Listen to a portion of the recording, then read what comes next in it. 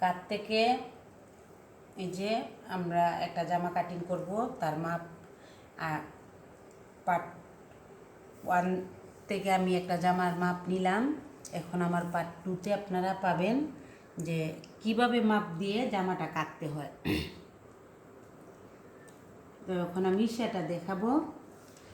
যদি আপনারা একটু মনোযোগ সহকারে দেখতে পারেন তাহলে একটা জামা নিজে কাটিং করে, নিজে সেলাই করে, ঘরেই বসেই সেলাই করে ঘরে নিজেরটা নিজেই করতে পারবেন, অন্য টেলারের কাছে আর যেতে হবে না।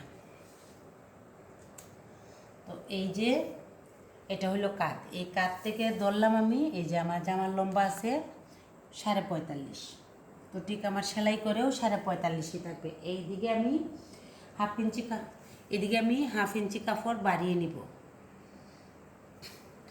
আর কাঁধ থেকে আমার বগলের কাটাটা হবে 7.5 ইঞ্চি নিচে। বগলের কাটার পরে আমার কোমরের কাটা, কোমরে হবে কোমরের জায়গাটা হবে আমার 14.5 নিচে। এই যে আমি 14.5 নিচে একটা দাগ দিয়ে নিলাম। এখন কোমর থেকে আমার হিপটা হবে 21.5 নিচে। এই একটা মানুষের এই 3টা মাপ মাস্ট বি লাগবে। এই 3টা মাপ পারফেক্ট না হলে একটা জামা সুন্দরভাবে ফিটিং হয় না। তো এই 3টা মাপ ঠিকঠাক মতন নিলে একটা জামা সুন্দর ফিটিং হবে। তো এটা নিলাম আমি 21-এর মধ্যে। এখন আমি আমার বডি আছে 40, তো আমি 10-এ একটা দাগ দিয়ে দিলাম। আর এখানে 1.5 ইঞ্চি কাপড় বেশি রেখে, এই যে 1.5 ইঞ্চি কাপড় বেশি রেখে এই 1.5 ইঞ্চিতে আর একটা দাগ দিয়ে দিলাম। এটা হয়েছে আমার সেলাইয়ের দাগ, আর এটা হয়েছে আমার কাপড়ের ভিতরে থাকবে। কোমর আছে আমার 36, এই যে আমি 36-এ একটা দাগ দিলাম। আর এখানে 1.5 ইঞ্চি বেশি রেখে আরেকটা দাগ দিলাম। হিপ আছে আমার 42, এই যে আমি 42-এ একটা দাগ দিয়ে দিলাম। তো হিপ আছে 42, তো 42-এর 4 ভাজের 1 ভাজ হলো 11, 10.5 না।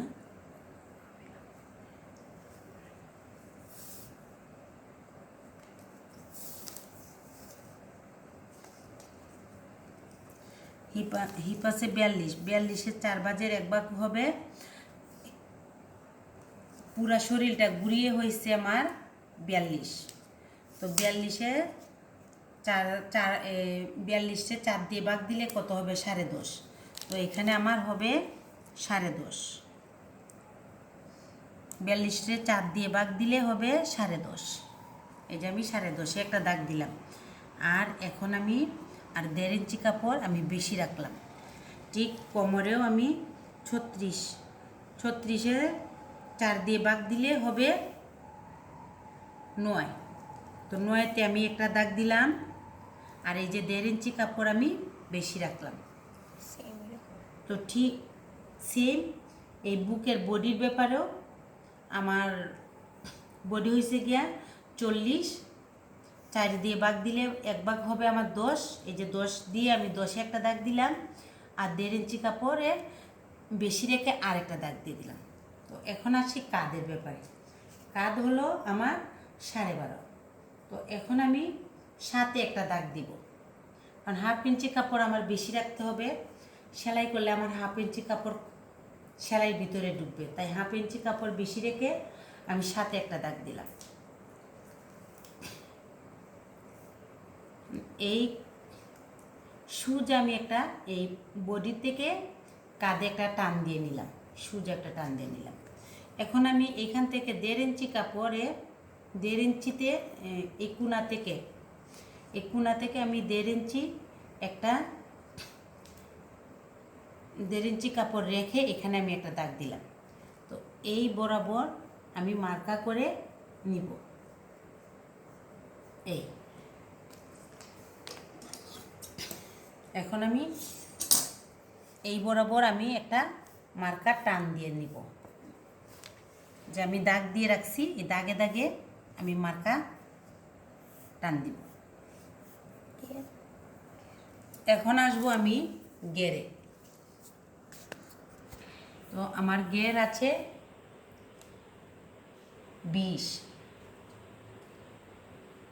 তো কাপড় রাখতে হবে আমার 2 ইঞ্চি কাপড় রাখতে হবে আমার বেশি। সেলাই করলে আমার সাইডে কাপড় খাবে, তার জন্যে আমার গের রাখতে হবে 12। আমার মেইন সাইবাজের 1 বাজ আছে, 40-এর 1 বাজ আছে আমার 10। সাইবাগের 1 ভাগ হচ্ছে 10। আর এখন আমি 2 ইঞ্চি কাপড় বেশি রাখবো, তাই আমি 12 ইঞ্চি দিয়ে আমি গেরটা কাটবো। এই যে 12 ইঞ্চিতে আমি দাগ দিলাম।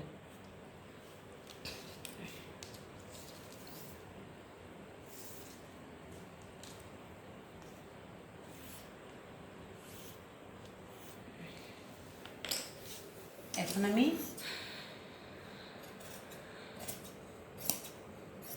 কাটিং করে দেখাবো। এইভাবে যদি আপনারা ঠিক করে মাপটা রাখতে পারেন তাহলে আপনার জামার কোনো সমস্যা হবে না।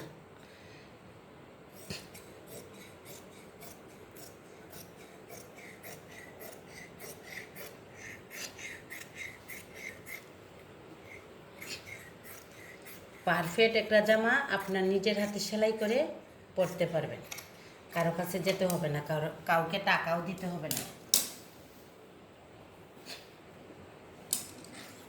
এই যে আমার কাটিংটা দেখেন, এই দিলাম হিপের মিডিল, এই হচ্ছে আমার কোমরের মিডিল, এই হচ্ছে আমার বডির মিডিল। দেখলাম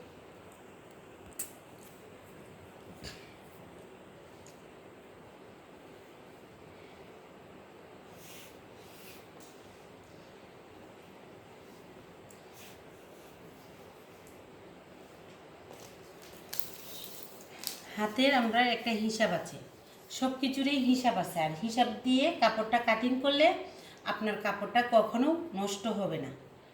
তো এই যে আমার হাতের লম্বা আছে, মুট কাপড় আছে আমার এখানে 17 ইঞ্চি। তো আমি হাতটা দিতে হবে 16 ইঞ্চি। এদিকে আমার 1 ইঞ্চি কাপড় রাখতে হবে, এখানে আমার 1/2 ইঞ্চি কাপড় রাখতে হবে সেলাই করার জন্যে। তো এই 1/2 ইঞ্চি কাপড় আমি রাখলাম, এটা আমার সেলাইয়ের জন্যে। আর এই 1 ইঞ্চি কাপড় থাকবে আমার নিচের মুহুরা বাঁধার জন্যে। তো এখন আমি এই যে এটা হচ্ছে কাত থেকে 4.5 ইঞ্চি নিচে আমি একটা মিডিল দাগ দিব। এখানে হবে আমার বগল। তো বগল আছে আমার 7.5।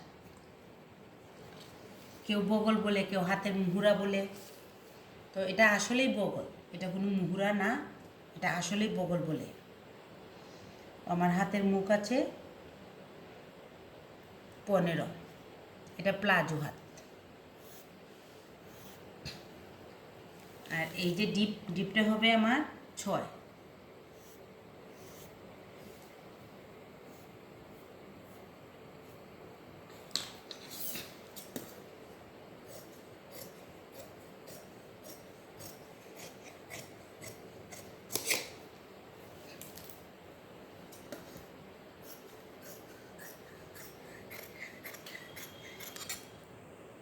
এই যে হলো আমার হাতের কাটিং। যদি ভালো লাগে তো ভিডিওটা লাইক কমেন্ট শেয়ার করবেন আপনাদের প্রয়োজনে। আর বাদ হলেও কমেন্ট করে বলবেন যে আপু ভুল হয়েছে, আর যদি ভালো হয় তো ভালো, আলহামদুলিল্লাহ।